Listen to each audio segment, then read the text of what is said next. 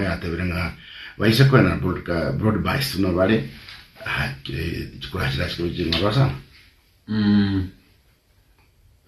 mate ekarumwa rule sege uicha kwera na kore moyo na bogo yake kwa na kwa bwete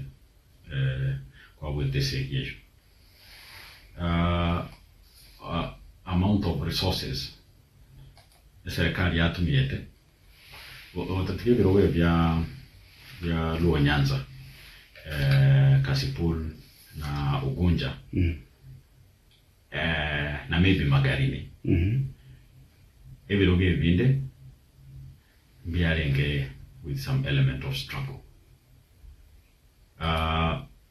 most key ebirogo twatete kuligereri actually origereri amaisa arenge Malava na Mbeere North those two abantu abakesana even knew there was a by-election in Ugunja. Kasipul, yes, but Kasipul was more of their internal community issues. There was just an independent candidate, Okominyoki, or ODM. As it was, is Malava and Mbeere.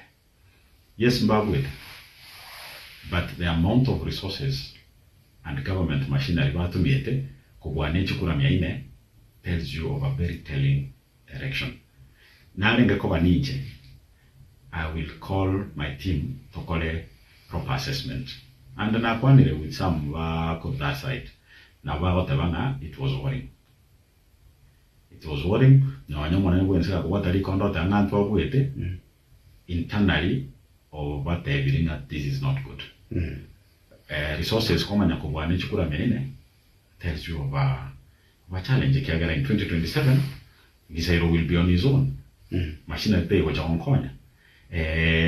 On the way in any part of this country, including the president, Keromondo will be trying to save their skin. You guys tell you, overseas Vago Jabojanetia or Coveta, Covera, I say for 50 days, Osuguma 1 MP or 1 MCA. Keromondo will be on there. On there. If with resources, helicopters, ministers, PSS, mine are just 400 votes more. Remove all that. You have to finance yourself. You have to arrange your own rallies. Where will the 400 come from? It's a wake-up call. Not to us, but to them. In Tuvande, we were actually campaigning more without resources. And in some areas, we delivered. We delivered with no resources, but through a direction, and we have to change the direction. So yes,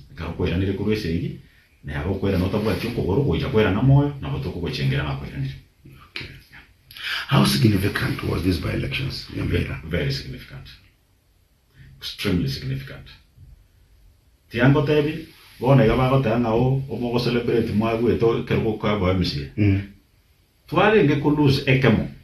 Televisions with a camo, one ega, could have made headlines. Mozanio no soro, Nachafet, Baring Wachakotiga in making noise.